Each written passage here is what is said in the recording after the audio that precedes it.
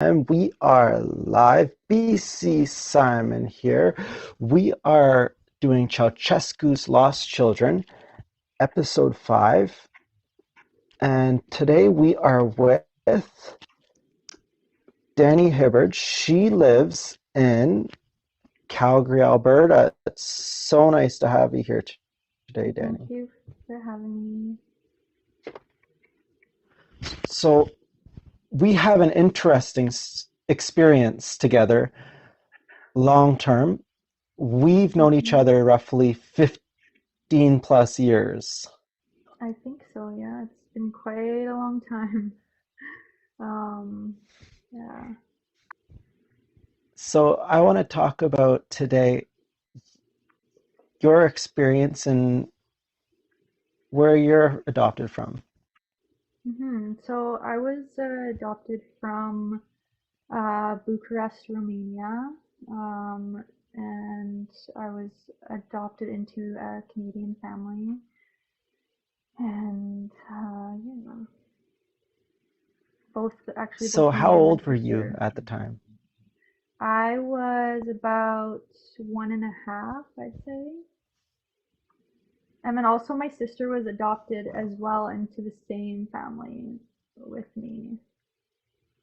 But Your she was biological adopted, sister. yeah, so she's my full blood sister. So she was actually adopted before I was. I think a couple months apart we were adopted, which is kind of weird, but yeah. Well, that's incredibly exciting and unique because a lot of hmm the Romanian orphans have never met anyone of their blood.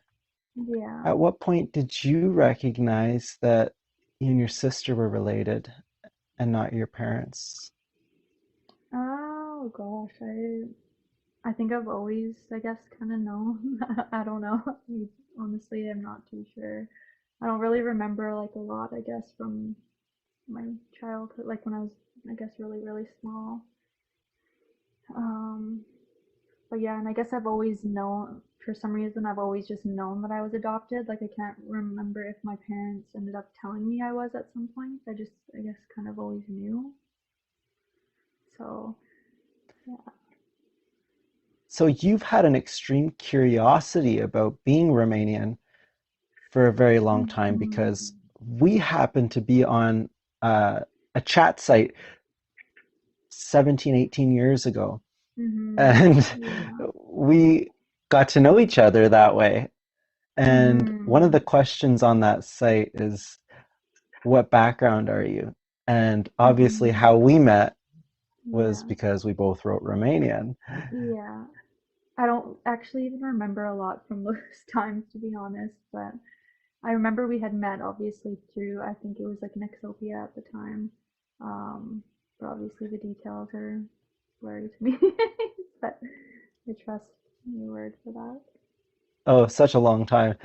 But Mm-hmm. I think where I'm going with that question is at 12 or 13 years old, you had that Mm-hmm. curiosity. Yeah. Did you identify as Romanian because of your sister or because of what reason? I think just because that's where I was from, that's where I was born, and I just identified as that because I feel like that's a part of who I am. Um, so I think that's the reason why I identified as that. So you went through a nice life in Canada where, it was obviously not Romania. What was it, and at what point did you really start looking for your birth family? Um, well, I've always been curious. I mean, I'm in the backtrail a little bit. Like I remember like growing up, and if people would ask me like, "Oh, you're adopted," or even like bring it up, I'd start like crying. Like I always remember that feeling of like always like, I guess, grieving in a sense. Like I could feel it in my body, and just like I went for a very long time like I guess not, like I was curious, but I didn't really want to talk about it.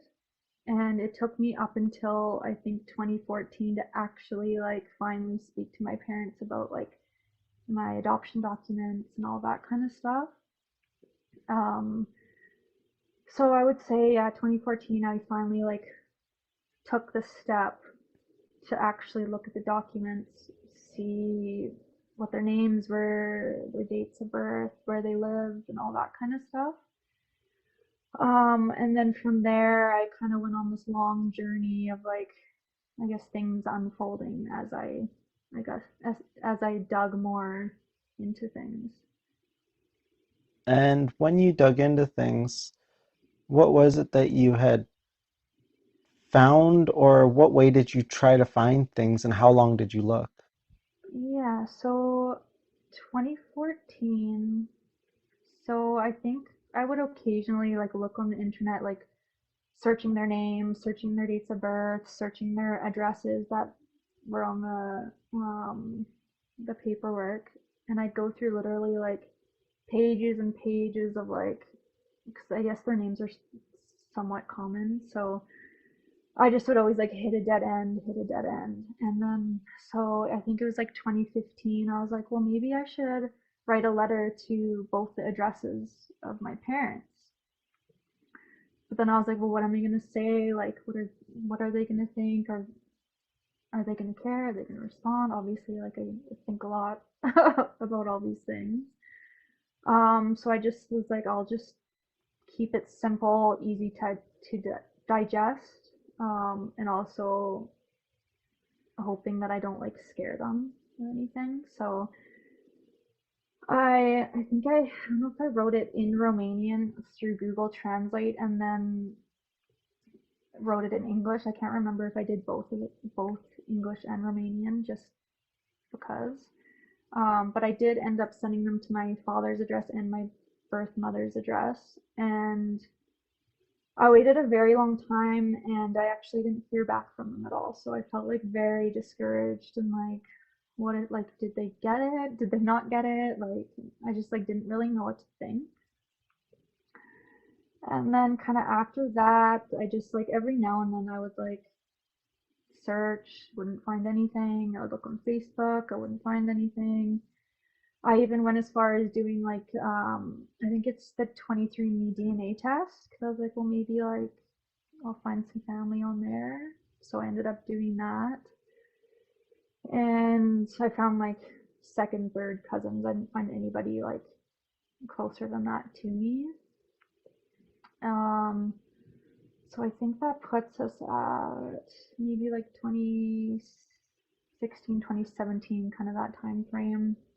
And then I think it was in June 2018, I just was like sitting on my computer Googling stuff again, and I decided to Google my father's name, and an Olympic website came up because he was in the 1992 Summer Olympics in Barcelona, and he was a weightlifter. So this website like popped up on Google, and I had never seen it before, so I ended up clicking on it, and so it had his name, his date of birth, like the month, day, and year. So I was like, that looks really familiar. So I like looked through my documents just to compare like the information, and it added up. So that was definitely like him on the website. And so then after that, I thought to myself, I was like, well, maybe I should look on Facebook again. Maybe I missed something. And so I like Googled his name, and like a younger guy like popped up, and there was also like an older man. So I was like, well, maybe it's this older man. So I like clicked on him, and I was like, I know I'm looking for like a 51-year-old man who's a weightlifter. And my parent, like my birth family, I guess, lived in a small town outside Bucharest. I think it's called Kitala. I don't know if I'm pronouncing that properly. So I knew I was kind of like looking for those three things basically. And so I was like, okay, like he looks like he's a 51-year-old man. And then I like scrolled through his friends, and I saw like weightlifter, gym type of people. So I was like, okay, I could go off that too. And then there was a photo of him and this woman. And so I looked at the kind of browsed through the comments, and someone was like, "Oh, Kittela's D'Artagnan." So I was like, "That's weird. Like, why would someone mention like that small town? Like, it's a very small like town. Like, there's like, just it's weird." And so I was going off those three things, and I was like, "Well, I'm just gonna message him because who knows? Like, maybe it's him. I don't know." So I like used Google Translate and like basically said who I was, why I was reaching out, if you could please like get back to me regardless. And then I think about a month went by and I had no response. And so I was feeling like so discouraged. And so I was like, well, and I was sorry, I was feeling discouraged and like desperate at this point. So I was like, I have to keep looking. And I was just like getting to that point. And so I re-looked through his friends and I like searched the last name and this younger looking guy came up. So I was like, well, maybe he's like somehow related to the family, like a nephew, a cousin, I don't know. So I like messaged him and I was like, or sorry, backtracking. So it said he lived in the UK. So I was like, okay, like he's obviously like too young to be like my father or whatever. But so I messaged him and I was like, hi, I'm like, do you speak English? And then I was like, I should probably say a bit more than that to him. So I kind of just like explained to him like why I was reaching out. Um, and then later that night, like went to bed, woke up at like 5 in the morning, went to the washroom, and I just like looked at my phone to see what time it was, and it said I had a missed call from this person. And so I was like, what the heck? That's weird. So then I like opened the chat box and this guy's like, hi Daniela. And I was like, what the heck? He's like, I know who you are. He's like, I've been looking for you for I think he said for the last 15 years or something. And I was like, what the heck? And then I was like, hi. And he's like, sister, I am your brother. And I was like, what the heck? I'm like, I didn't know I had a full like blood brother. And so I was kind of like skeptical at first, and I was like, well, I'll have to like test him with information like only certain people would know. So I asked him like, what are our parents' dates of births and like what's our grandma's name, and he ended up getting it all right. So I was like, oh my god. So I was like, the whole experience just felt so surreal to me. So that Um, moment, you've reached out to somebody and he already knew about you and your sister. yeah. Was how did he find out? So he told me that our grandmother, so my mom's mom, told him when he was 5 years old about me and my sister and like showed him like pictures and stuff. So he knew for quite a long time. And I think he was very upset about like obviously us being given away. But yeah, so it was And how did the parents explain it to him? um they never wanted to really talk about it. I think he said he tried to bring it up to them a couple times and they didn't want to talk about it. Whether that be maybe it was too painful for them to address, maybe they were ashamed, like I don't know what the reasoning was for not really like discussing it with him, but So did you end up having a face to face with them after that? so after that, my brother and I talked for a while, and he sent me pictures, and so it was really interesting to see like what they look like, what they did. Um, sorry, after that, I decided to fly to the UK with my fiance. Um, and so my brother was like, okay, well, I can fly our mom out here, because it was her birthday coming up and stuff too. So he flew her out to the UK as well as my half sibling to the UK, and and then my fiance and I flew to the UK October 2018. And so I was literally just like totally beside myself, just so nervous because I'm like, I'm gonna meet this woman who I've never met, who I don't know how to react to or respond to or whatever.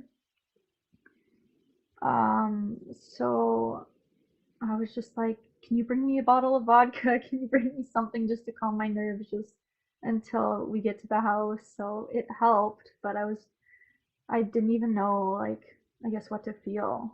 Like it just didn't really feel real to me, I guess.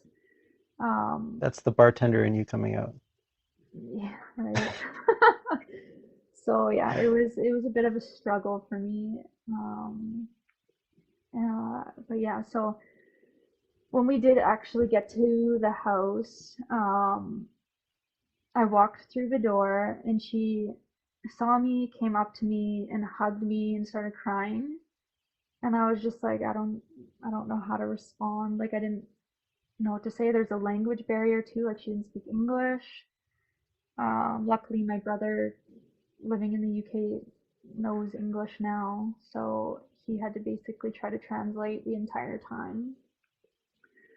But basically, also what I figured out, like from what she's telling me and what my brother's kind of like explained to me, is that she says that lawyers tricked her in, like, I guess tricked my parents into signing documents and stuff.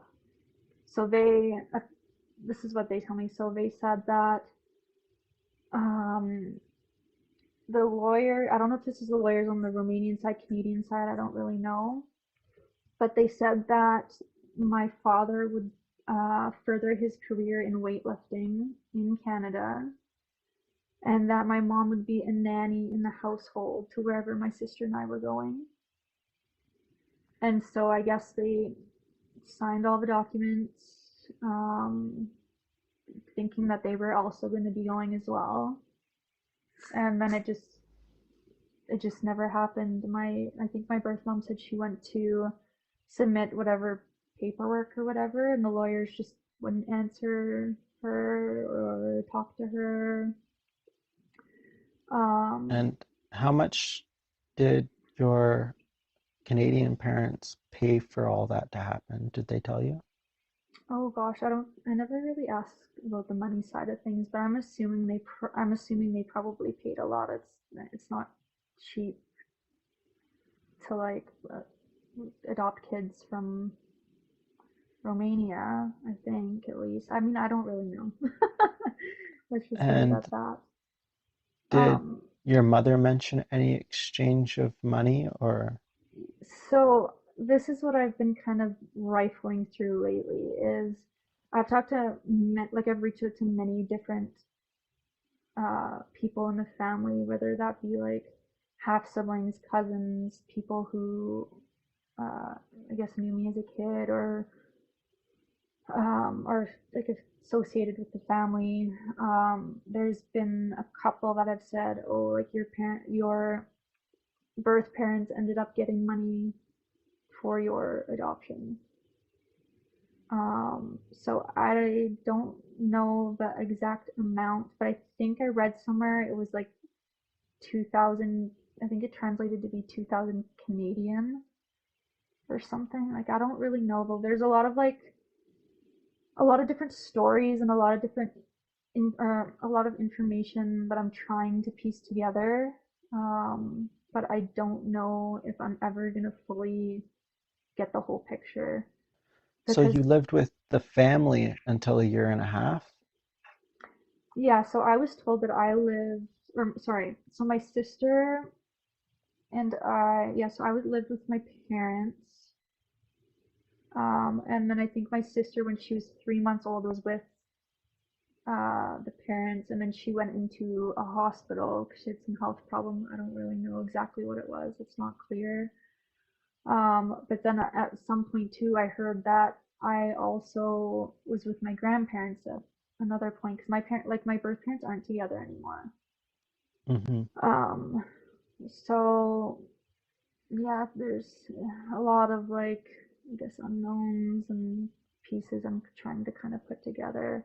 Like I've tried to even reach out to my birth dad. He won't respond to me. He won't talk to me. I've tried adding him to Facebook. He just declines my request and then blocks it so I can't like add him again. Even when I was in the My UK, like goodness.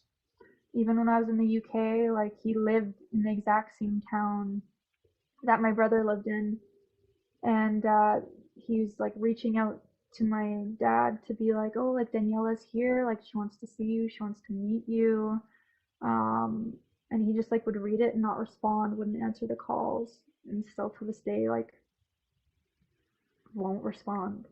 So it's like I can't even get answers from him, and he probably like I've heard that he also forced my birth mom to sign papers too, which I can't even like confirm because he won't, I guess, acknowledge me at all, which is kind of hard, So right? he moved with the brother to the UK? I think my brother had moved there first, and then eventually I think he helped my dad go there. And then I think he lived with my brother for a little bit, and then something happened, and he just moved out and met another woman, has another child, but then he has like also has two kids with his ex-wife as well. So I have about on his side I have two, I think it's three half siblings, and then on my mom's side I have one half sibling, and then my full brother. And your sister? Oh yeah, sorry, and my sister. Yeah. So, as someone that looked for so long, and I know that process of searching on Facebook, and my photographic memory brings me back to all the conversations we had about Hmm. searching, and uh, you had asked me Yeah. at one point, I remember, do you know how to speak Romanian? Can you Hmm. translate something? So Yeah. I I wonder, have you gotten the answers that you've wanted, and what would be enough? Mm, I think I just have to be okay with the answers that I've, I guess, searched and stuff for because I just keep like new things just like keep popping up and I don't know how to like process it or like deal with it because I'm just the type of person that like I have to know, I want to know, and if nothing's clear to me, I keep digging and looking until I have a clear answer. Um, so I think it's just a little bit hard sometimes. Um, and at one point too is like I'm kind of trailing off a little bit. It was really hard for me too when I was talking to, I guess I think it was my cousin. Um, I was talking to her and she wasn't really like that friendly at first when I was talking to her. And at one point during our conversation, she's like, "Oh, like history repeats itself," and I was like, "What do you mean?" And she's like, "Well, your grandma gave away her $2 as well." And so I was like, "What?" I'm like, "That's kind of weird." Like, my grandma gives up two kids, and then my mom gives up two kids. It just was just a bit strange to me. Um, but Yeah, it my is. cousin, yeah, but I And mean, I find what's really interesting about your story is you came from a family of the upper echelon. You were mhm, considered a European baby.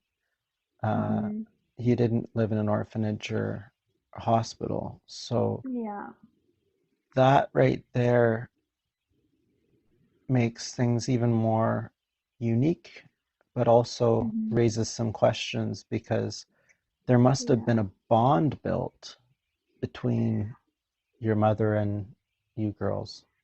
I think so, yeah.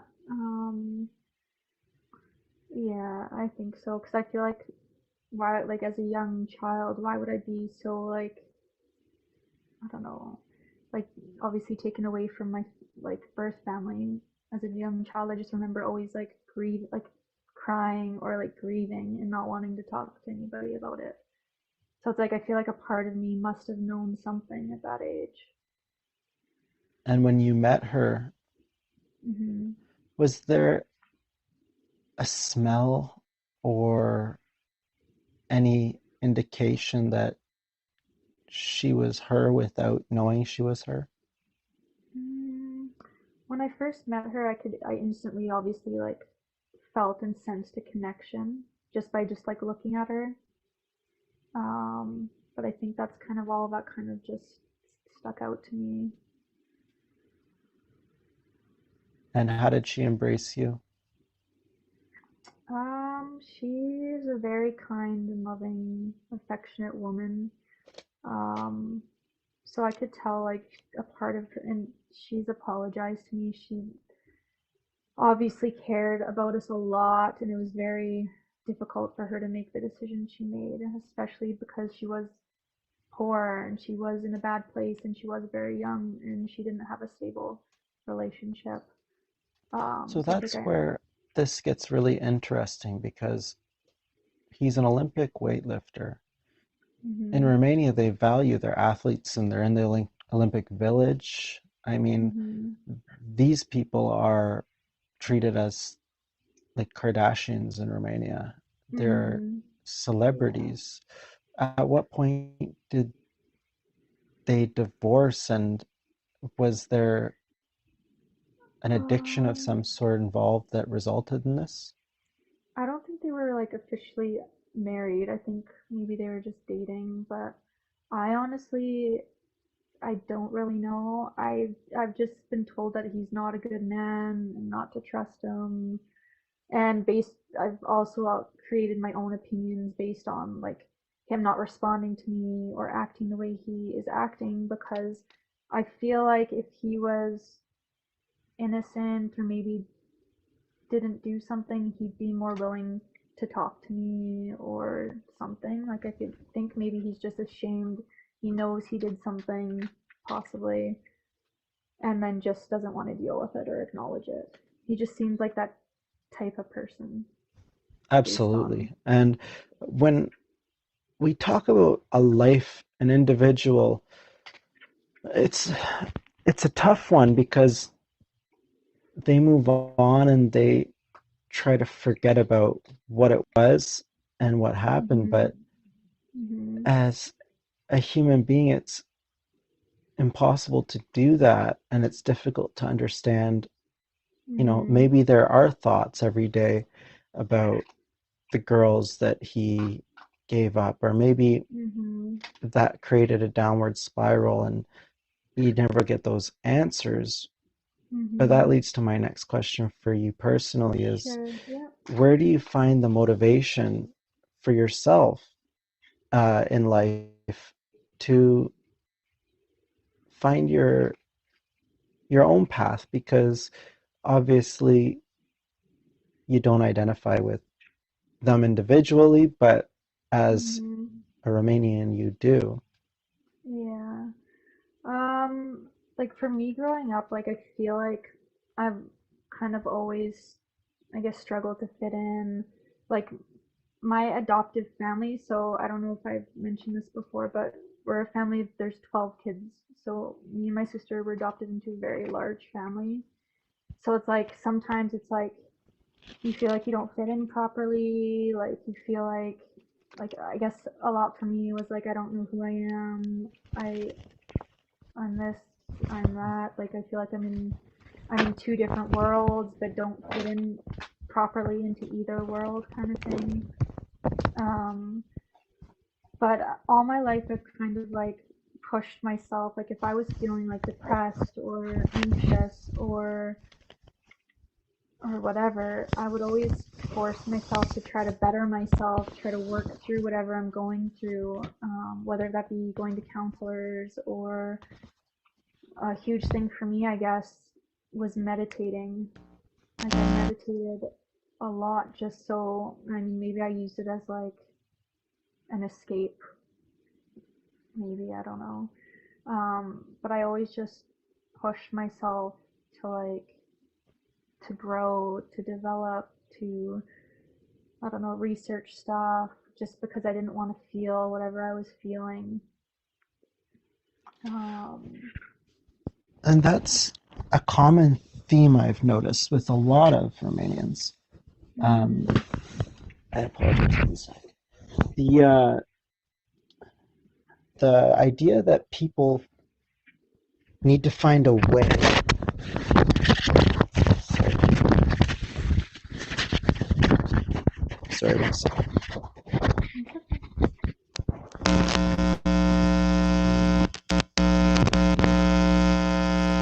Apologize. My battery went low.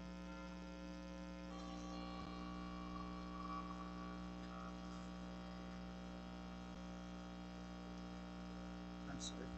So the idea that somebody should have to seek resources and Mm-hmm. second opinions to be part of themselves in a way, discover themselves. It's an idea that a lot of people don't understand about people who are adopted, and Mm-hmm. especially from Eastern Europe or Romania. And it's a common Yeah. theme, it seems, that people Mm-hmm. want to find that identity. At Yeah. what point in life, if you have already, or have you found that sense of identity yet? I feel like partially.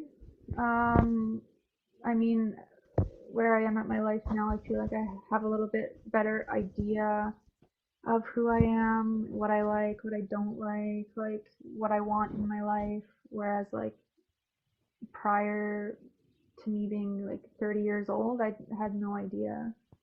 I didn't really know, like, I don't know, I just felt very lost in everything. Like I'd have like bad relationships, which probably stem back to my childhood and not feeling like I'm good enough or that I'm not lovable or whatever. Um, and I think sometimes too, it's like being in a big family, like for example, like I think me and my sister went out with some of my siblings one time, and one of their friends was like, "Oh, like you guys don't look alike." So it was just like a constant reminder, "Oh, like we're different," or "Oh, we're adopted." And sometimes like that would upset us because we're like, "Oh, like I don't know why." We just would be a little bit upset about it because it's like I feel like maybe a part of us wanted to fit in perfectly somewhere.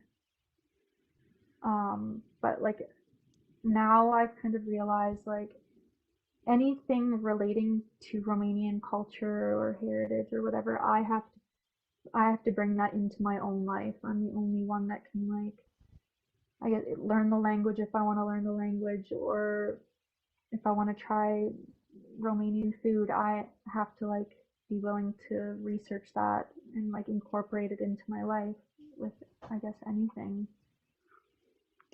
So it's like so, sorry, go ahead. Oh, I think that's wonderful. I think a solution that a lot of people wonder is how are they going to get that missing piece of them? And Mhm. that's a really good way to kind of Mhm. bring that missing piece into your life without it being a person. It can be Yeah. uh, nationalistic pieces where it's culture based or uh, Mhm. becomes part of your everyday life. As soon as I did find my birth family, I felt like my grieving inside like stopped. And I felt like, oh wow, like finally like that missing piece, like I guess I felt more complete knowing that I finally could connect to them.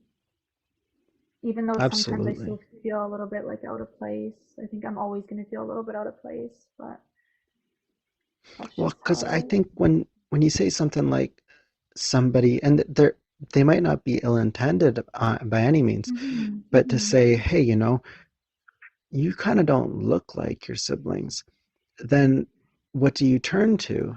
And Mhm. this meeting that you've had, or at least even seeing a Facebook page, that at the very least gives you a sense of, okay, well, that's where I actually came from. Mhm. And I've been part of this family my whole life, basically. So it Mhm. really creates that puzzle piece that maybe there's no information on the puzzle piece and it's a blank puzzle piece, Mhm. but at least you can Exactly. fit it. Yeah, and I think it's a good thing too. Like if I like like me and my birth mom, we still like chat over that app called WhatsApp. I just have to like Google Translate everything. But it's nice that I'm able to still like connect daily if I want. Like the communication's very open. And same with all my half siblings. Communication's very open. And so I feel happy that I'm at least able to have that. That's And beautiful. And it's, I want to move mhm, towards what you do now. And, you know, you said mhm, you had overcome some things and you had some tough relationships, but what mhm. happened personally in your life in terms of school and what kind of work you do? Yeah, so school was another thing where I felt very like lost. I'm like, I don't know what I like. I don't know what I'd be good at. And I think it's just like an internal struggle. But I did take just some general courses at a few colleges, but never really, I guess, ventured past that. And I think it's just I felt lost, didn't know what I wanted to do. But I did know the one thing I did know is that I wanted to help people in some way, shape, or form, whatever that looked like. Um, and so I was going to school to be, I think it was, what was it? Medical office assistant. And my oldest sister at the time was like, oh, like I'm like she worked at the hospital and she's like, just I can get your foot in the door. So just let's just do that. So I said okay, and I made the decision to not complete the school, and she got my foot in the door at a hospital here in Calgary, and so I obviously had no idea what I was doing when I started, but looking back at it, like from where I am now, like I worked really hard. I learned a lot. Through my work, I was able to take a few more courses that would like help develop me. So that's kind of, I guess, where I'm at right now. And I know from your experience, you started working full time really young. I remember that. Yeah, so my first job, I think, was when I was probably 14. Yeah, I was working. Like I'd go to school, and then after school I'd work. So yeah, I guess I've been working for a long time. Oh yeah, I remember you're always working pretty long hours, late nights too. Mhm. Yeah, I had a bunch of different jobs.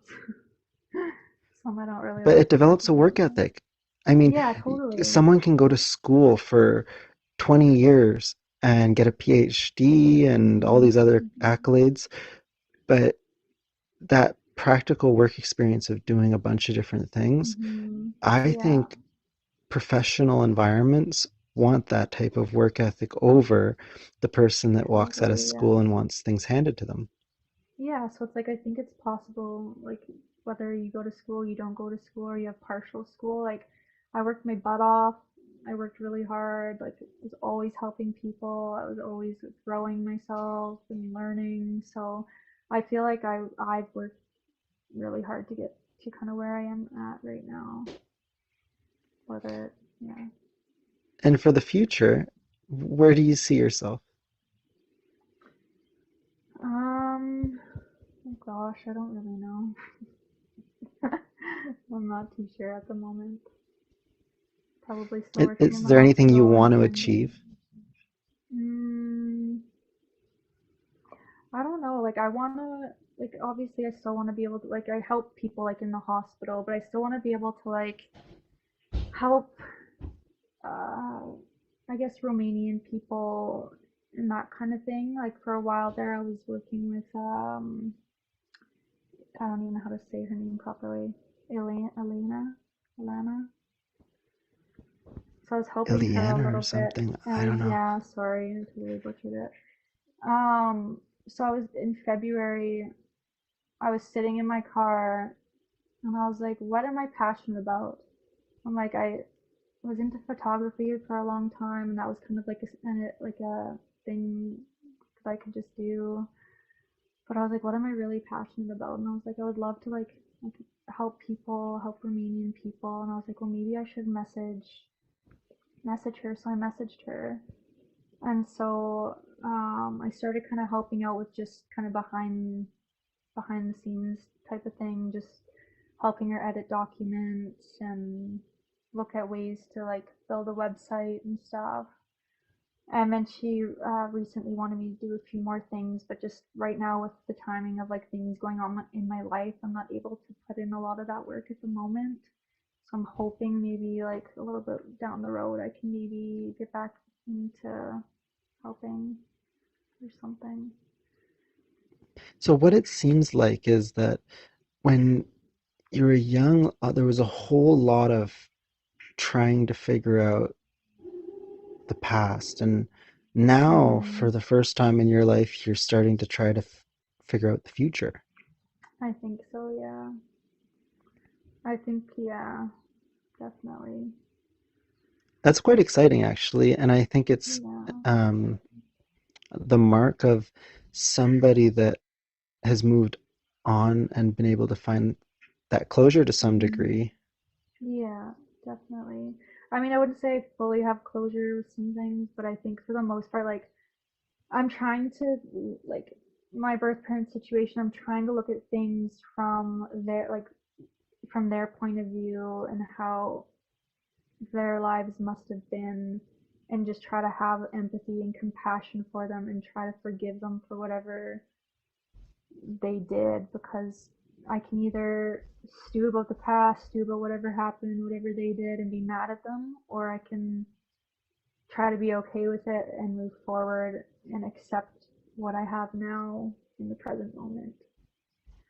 Absolutely, So, and I think that's that next stage, right? Is being able to yeah. just become part of your own life, and if they want to be part of it, it's up to them. Hmm. But Exactly. you're strong enough at this point to open the door to Hmm. them and not do the opposite. Yeah. So I think I've come a long way, and I still have a little bit of ways to go, but I think I'll eventually get there. So Um, go ahead. Oh, I was just gonna say I also did make a trip down to Romania in August 2019, which was really interesting as well. Um, I ended up meeting like a bunch of people that knew me as a child too, and they were all like teary-eyed, and I'm like, oh my God, I don't know how to like respond, but it was just nice to see that it wasn't just a place on Google Maps anymore, because I found that I'd be on Google Maps like looking and like searching around. Um, so it was quite the experience to be able to actually go there and experience it, see how they lived, what life was like there. So Um, you met with people that remembered mhm, you at a year and a half old. mhm. What did they wonder, like, where did this girl go? I think one of one of them for sure was like, we didn't know what happened to you guys. Um, but then, so you remember how I told you I had sent out those letters to them back in 2015? So my full brother, when I found him, he was like, "Oh, like we received the letters." He's like, some lady that I guess now lived at the house came across the street and was like, "Oh, you have mail, blah blah blah."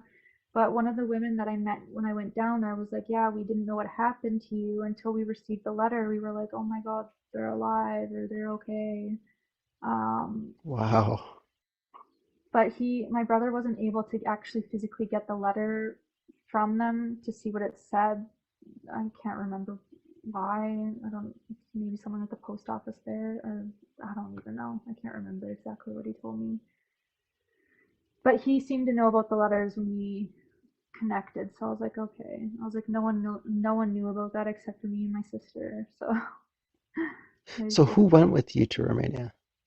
so me and my fiance went together, and then my brother flew from the UK with his wife and two kids. And then we ended up staying a few nights in Bucharest at my birth mom's place. And then we rented a nine-seater van, and we traveled up into the Transylvania area and just kind of toured around. Um, and then also met uh, a few people in Kittila in the small town prior to us venturing to up the Transylvania area. So do they Um, call you your aunt, like their aunt? And do you have that close a oh, relationship? no, I don't really have that close of a relationship with them, which is okay at this point, right? So how did he explain you to his kids? Um, I don't really know. I didn't really ask them. I think they're just like, oh, this is Daniela and Robbie. Like, I don't think he's real. I don't. They might be too young to kind of even really clue in, but I don't know. I should ask him. I don't think I've So ever did you asked him embrace to. them like they were family or? Oh, for sure. Like, I tried to talk to them, play with them, and I don't know. I don't know if they were like, oh, who are these random people or what? I don't know. It's kind of hard to So say, I guess. you kind of got a really cool experience that I haven't heard anyone get yet. You went Mm-hmm. on a trip with your biological brother that you hadn't really met. How did you get along that trip, and what was what was the connection like? We got along really well, actually. Like, I mean, he had to be the translator between, well, he was like our basically our walking translator because we wouldn't have been able to even do that trip by ourselves without him. But no, like we got along really well. We talk quite frequently when we can. I'd say probably at least once a month, sometimes more than that. So I feel like I try to, for me, like I guess family is important. So, and that being like my adoptive family and my Romanian family. So I really try to make sure I reach out and like ask about their lives and ask about the past or just like make sure I kind of like connect with them. And I think that's just what's important for me to do, whether that be for other people, I don't know. But So your that's what's brother important. must do well in the UK to travel so much. Yeah, I think he does pretty good for himself. Like, I think he's happy he's out of Romania because from I think what he's told me, he wasn't happy. Like, I think he was even living with my birth grandma as well. Like, I don't even think he was living with my parent, like my birth parents at all. Oh So I wow. think he lived with my grandma for a while. I don't know how long, but then eventually decided that he wanted to be in the UK and just went out there and made it happen. And I think he's S- talked about maybe eventually moving to Canada at some point if he can. He's like, I want to be closer to you and Katie. And so I was like, well, if that's what you want, like, I'm sure we can figure it out. So you're at a point where you've traveled, you get to the airport and you enter Romania for the first time. Mm-hmm. Did you have to show any documents or you used your Canadian passport? I used my Canadian, so I don't think I had to do anything like show any documents and stuff like that. Did So they I think it was, comment on your birthplace? no, not at all.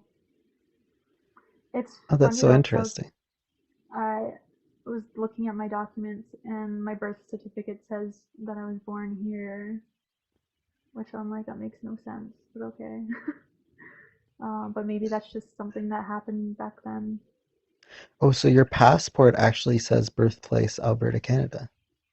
Well, so my birth certificate that's with my Romanian documents actually says that I was born in Calgary, Alberta. Like it doesn't say that I was born in Bucharest, Romania, or whatever. And what about your passport? My passport, I'm pretty sure. So my passport I have from there is when I was like a baby, and I think it's I'm not sure what it says. I think it might say Bucharest, but I'm not Okay. 100% sure. Yeah, because a lot of Um, documents, they, I guess, tried to disguise with a law that these babies Mhm. were Romanian by Mhm. moving their birth address as the adoptive country. Mm. And Yeah. unfortunately for the adopted kids, such as us, Mhm. we've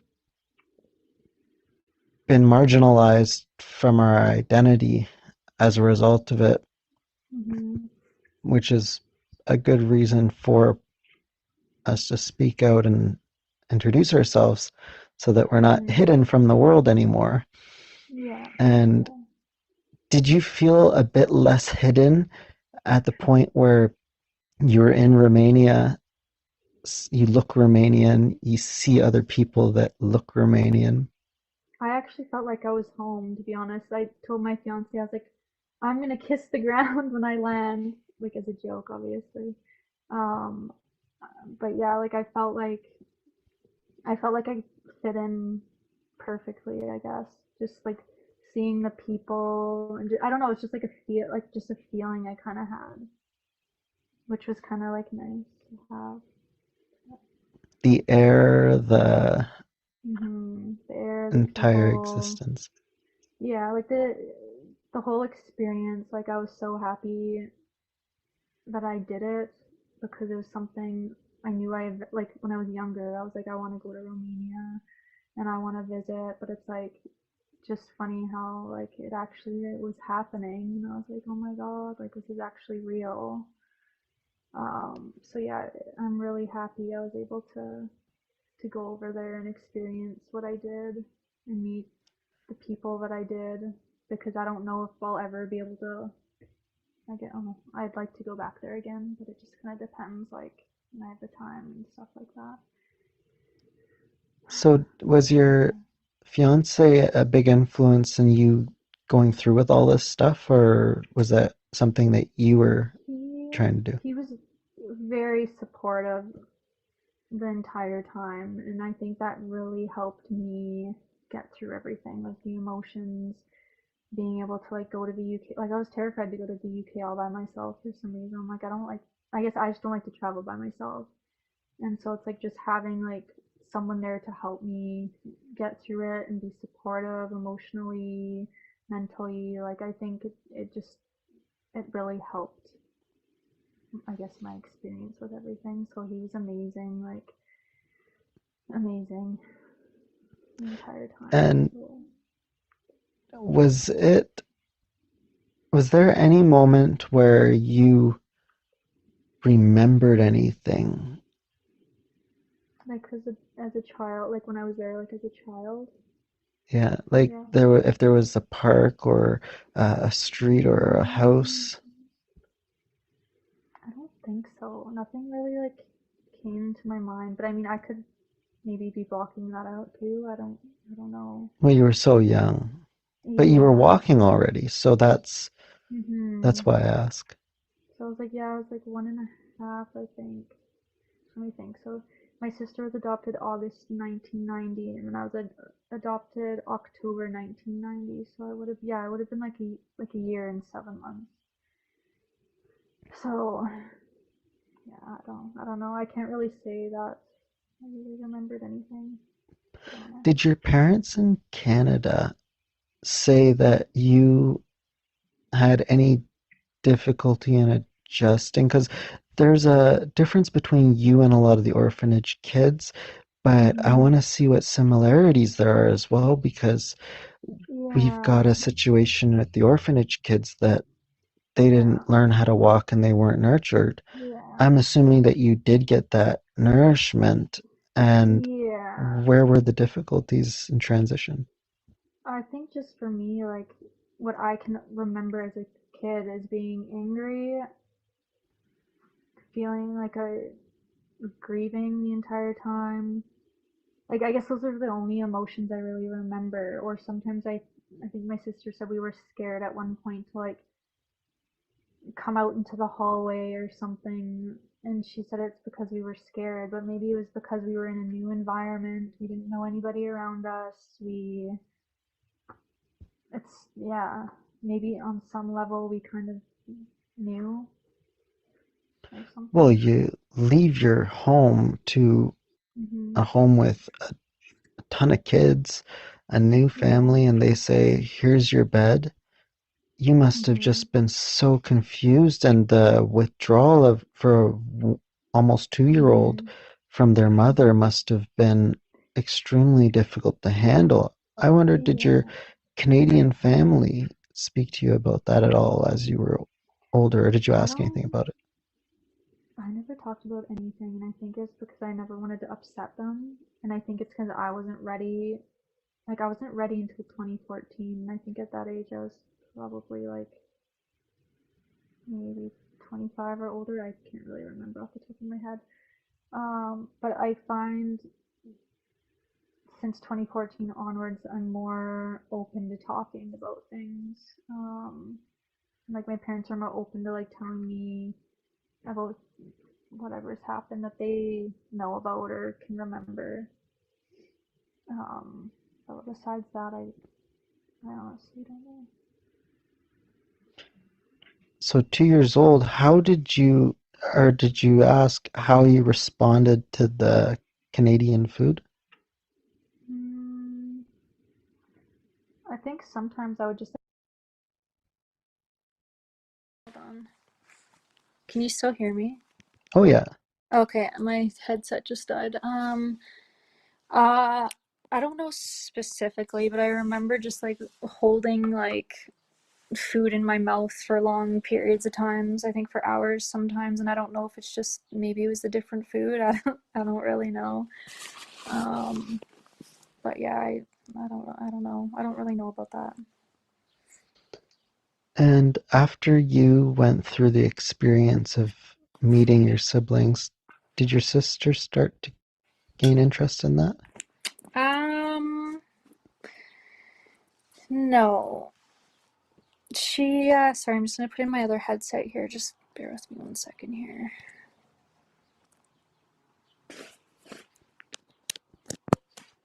I think she's probably on her own kind of journey.